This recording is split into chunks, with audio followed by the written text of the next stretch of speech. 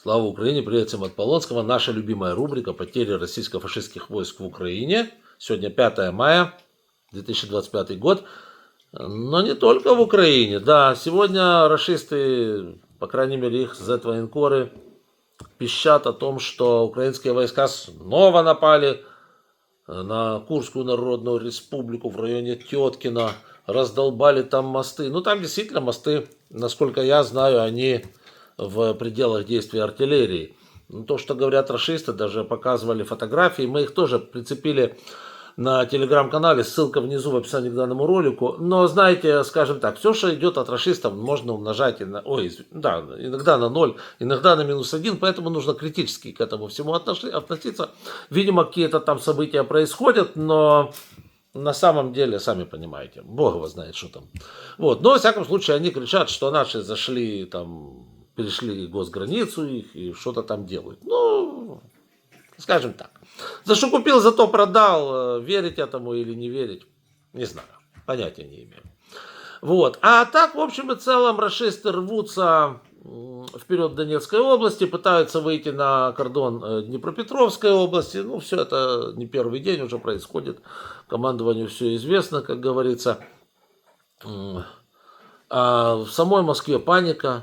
Паника из-за того, что рашисты очень боятся налета наших дронов на это победобесие 9 мая.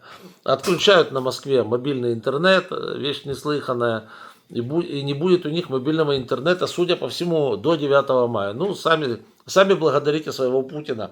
Будете жить, знаете, как вот в 14 веке. Шучу, в 20 веке, да? Без интернета тоже можно прожить. Короче, да. Ну ладно, давайте все-таки вернемся к реально потерям. 1260 орков за вчерашний день и общее количество путинских наемников, которые пришли в Украину убивать женщин и детей. Но не шмогли, теперь составляет 958 тысяч 70 штук. Данные подтверждаются и британской разведкой в том числе. Так что вот где-то это плюс-минус так и есть. Понятно, что это все приблизительно. 5 танков за вчерашний день уничтожено. Среднеарифметическое количество. Они их редко используют в атаке, больше как рзац-артиллерия. Но если наши где-то их находят, отыскивают, там прирытые, зарытые и так далее, они поражаются и дронами, и артой. Всего 10 763 и 8 бронемашин. Всего 22 411. То есть, ребята... Ну, что я могу сказать? Они сейчас близко не выпускают новой техники столько, сколько нужно, чтобы покрыть потери на фронте.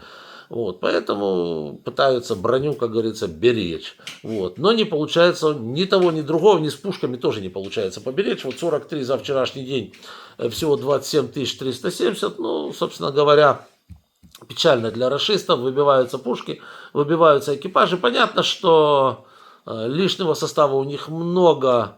И их как бы это не очень смущает, то что там лишний состав выбивается.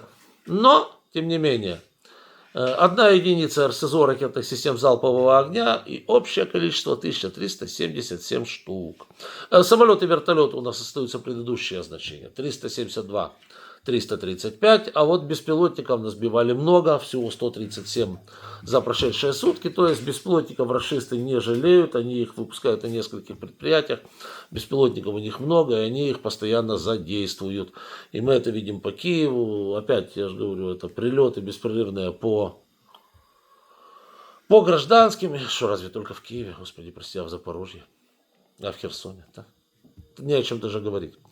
Всего 34 997 беспилотников у Путина было сбито. Но ему пофиг, да? Ему пофиг. Ему Москву надо оставить без интернета. Кстати, прекрасный повод отработать технологию подавления народных волнений. Если ты, как говорится, вырубил интернет. Вот сейчас они этим и заняты.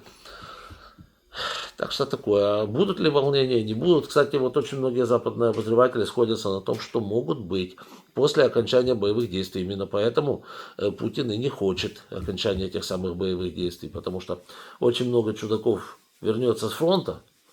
Вот. А возвращаться им некуда. Собственно говоря, все в стране у них там поделено, уже все разобрано.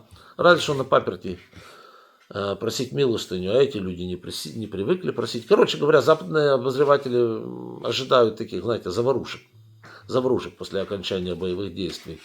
Поэтому, если одну войну Путин и закончит, ему надо срочно где-нибудь другая, чтобы всю эту публику услать куда-то. Вы меня поняли, да?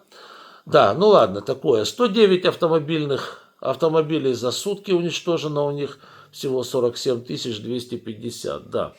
То есть Путин, вы знаете, он в общем-то, он где-то и доволен, что потери довольно крупные среди его вояк. Я же говорю, тут дело в том, что он их не хочет видеть дома. Это как, по-моему, Иван Васильевич меняет профессию. Те пришли с одной войны, да, ну, все хорошо. Что, их сюда? Нет, в Кремль? Не пущу. Давайте их на другую войну. Там что-то, кто-то там на нас напал. Татары, да, вперед на них, вперед, Казань бери, еще что-нибудь. Вот так и здесь будет, да, ему нужно срочно будет одну войну заменить какой-нибудь другой.